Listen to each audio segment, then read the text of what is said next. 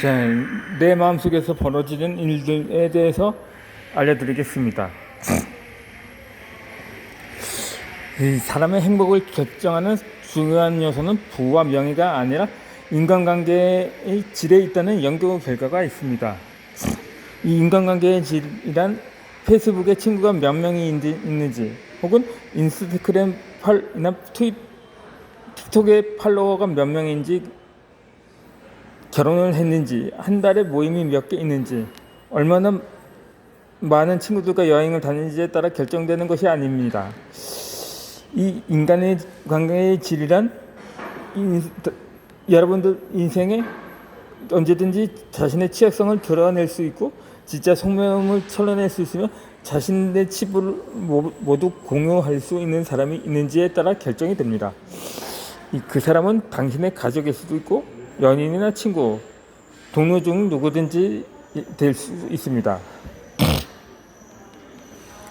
만약 여러분들 인생에 그런 사람이 있다면 정말 행복한 삶을 살고 있는 것입니다. 이처럼 사람과 사람 사이에 진실한 관계는 회복력을 키우는 데 중요한 기반이 됩니다.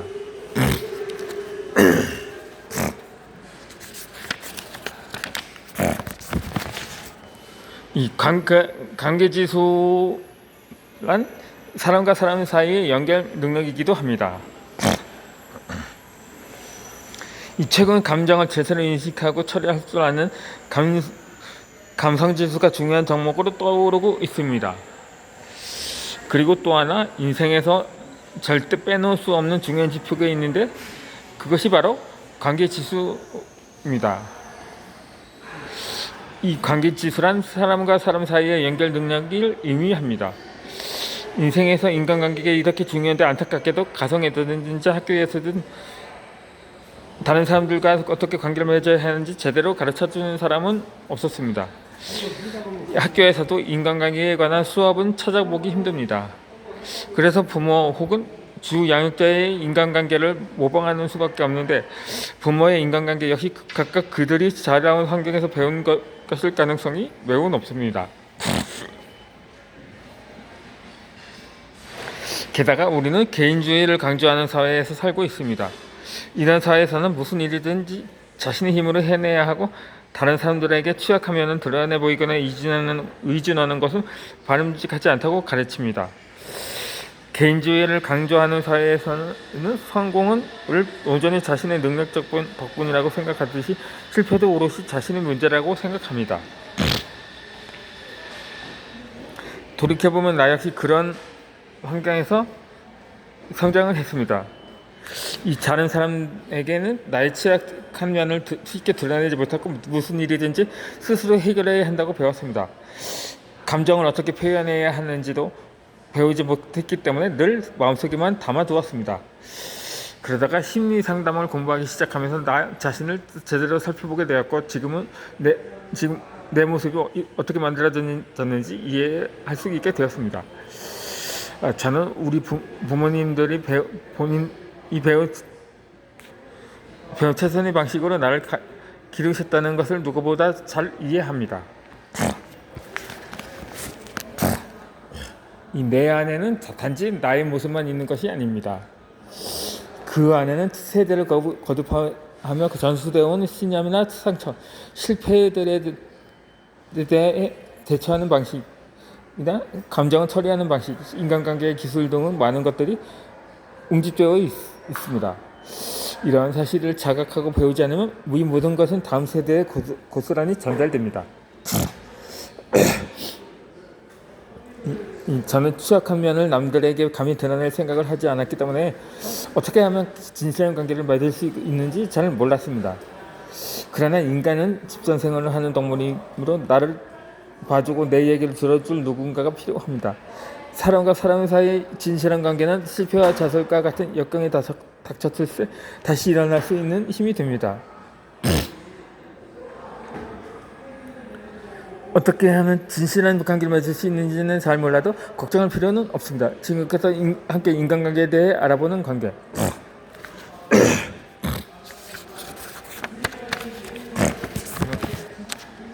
영양계 지수와 수백력을 높이는 데 어떠한 도움이 될 수 있는지 살펴보면 됩니다.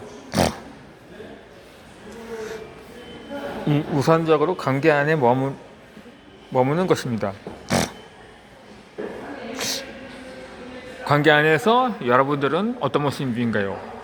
여기에서 말하는 관계란 부모와 자식 관계, 친밀한 연인 관계나 친구 관계, 직장 동료와의 관계 등 다양한 관계를 포함합니다. 이 심리치료사인 에스더 페렐은 7개의 동사를 제시하면서 이 동사들이 나에게 어떤 의미를 살펴보면 인간관계에서의 내 모습이 어떤지를 알 수 있다고 말했습니다. 다음 7개의 동사를 천천히 살펴보고 각각 나에게 어떤 의미가 있는지 생각해 봅시다. 이 첫 번째로 요구하다, 요구하는 것입니다. 두 번째로 가져가는 것입니다. 세 번째로 주는 것입니다. 네 번째로 받는 것입니다. 다섯 번째로는 나누는 것입니다. 여덟 번째는 거절하는 것입니다. 마지막으로는 놀거나 혹은 상상하는 것입니다.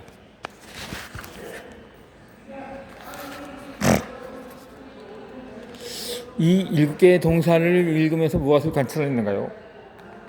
어떤 느낌이나 생각이 떠오르는가요? 나에게 익숙하고 편안한 동사는 무엇인가요? 또 낯설고 불편한 동사는 무엇일까요? 7개의 동사는 사람에 따라 각각 다른 의미를 지닙니다.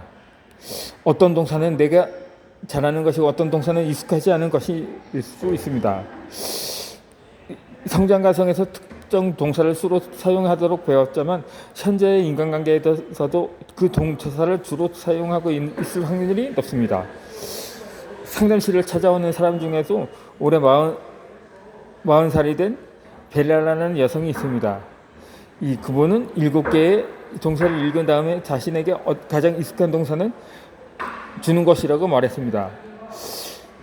벨라는 어려서부터 어린 동생들을 불러보고 집안일을 도맡아 하는 중에 주로 베푸는 삶을 살아봤습니다.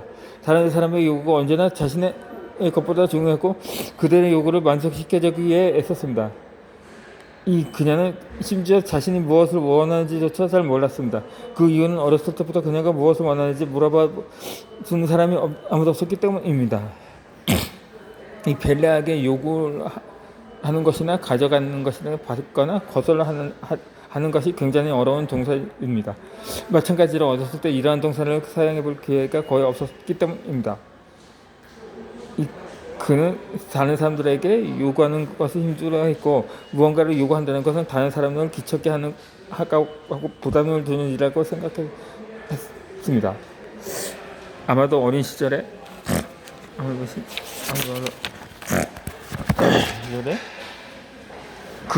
그녀에게 요구는 위험한 일을 초래하는 행동이었을 것입니다. 부모님은 분명 그녀가 어떤 요구를 했을 때 핀잔을 주거나 혼냈을 가능성이 높습니다. 그래서 내내 다른 사람에게 주는 방식으로 어린 시절을 보낸 것입니다. 이처럼 당신에게 7개의 동사는 갖고 어떤 의미가 있는가요? 이 성장 과정에서 7개의 동사를 골고루 사용하도록 배웠는가요? 당신이 자라온 과정과 사회에서는 각각의 동사를 어떤 의미로 받아들이는가요? 꼭 해야 한다거나 절대 하지 말아야 한다고 가르치는 것은 무엇인가요?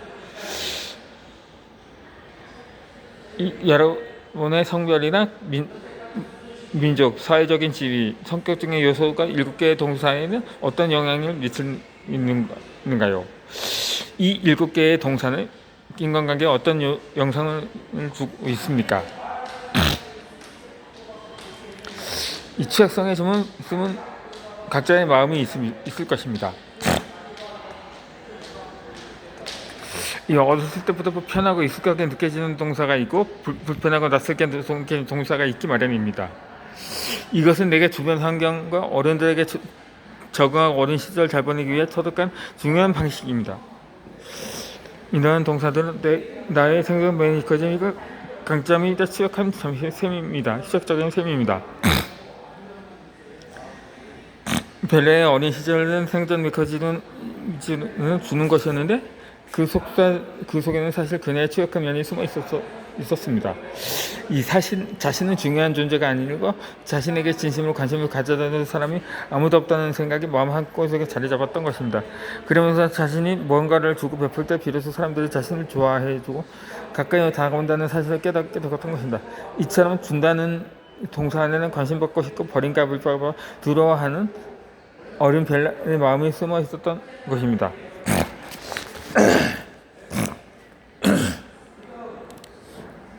이 심리치료사인 메셀 샤인머스크먼은 취약성의 악순환이라는 게 개념을 제시했습니다. 이 취약성의 악순환은 주로 연인관계 혹은 부부관계의 상호작용을 설명하는 데 많이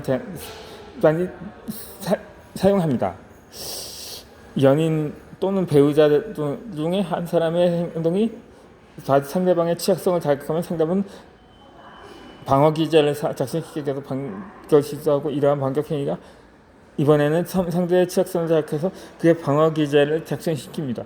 이렇게 되면 두 사람은 자신의 취약성을 보호하기 위한 방어와 공격의 악수단을 갖추게 됩니다.